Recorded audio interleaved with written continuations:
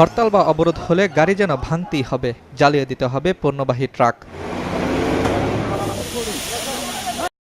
রাজনৈতিক কর্মসূচিতে চলতি বছরের জানুয়ারি থেকে এখন পর্যন্ত আগুনে পড়েছে প্রায় ১১০০ গাড়ি, ভাঙচুরের শিকার হাজার তিনেক, যাতে মারা গেছেন ৪২ জন পরিবহন শ্রমিক।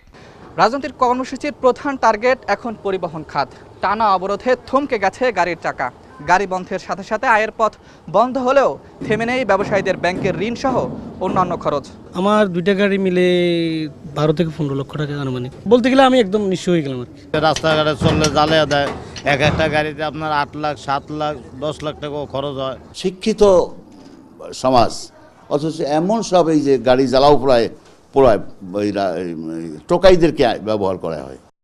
এবছর গোড়া থেকে রাজনৈতিক দলগুলো হরতাল করেছে ৫০ দিন, ৫ দফায় অবরোধ চলেছে ২১ দিন। পরিবহন সংগঠনগুলোর হিসেবে একদিন গাড়ির চাকা না ঘুরলে তাদের ক্ষতি ৩৫০ কোটি টাকার। তাই ৭১ দিনের হরতাল অবরোধে পরিবহন ব্যবসায়ীদের ক্ষতি মোট ২৫,০০০ কোটি টাকার কাছাকাছি। এবারের আমাদের ট্রান্সপোর্ট সেক্টর আমরা যেভাবে ক্ষতিগ্রস্ত হয়েছি, সেটা কিন্তু এর আগে এই ৪২ বছর আমরা কখনোই এরকম যে একটা হতে পারে এটাও আমাদের চিন্তার মধ্যে ছিল না। Almost collapse.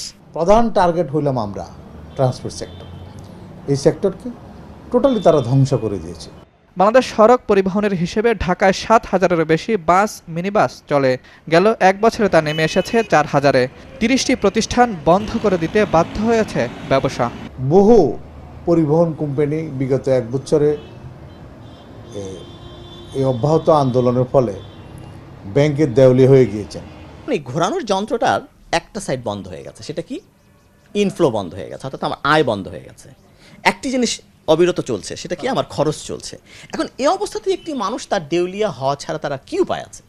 দেশে ৩ লাখ বাস, মিনিবাস, ট্রাক, কাভার্ড ভ্যানে সরাসরি কাজ করে প্রায় ২৫ লাখ মানুষ। রাজনৈতিক অস্থিতিশীলতায় হুমকিতে পড়েছে এদের প্রত্যেকের রুটি রুজি। শরীফ নীর, এসএ টিভি, ঢাকা।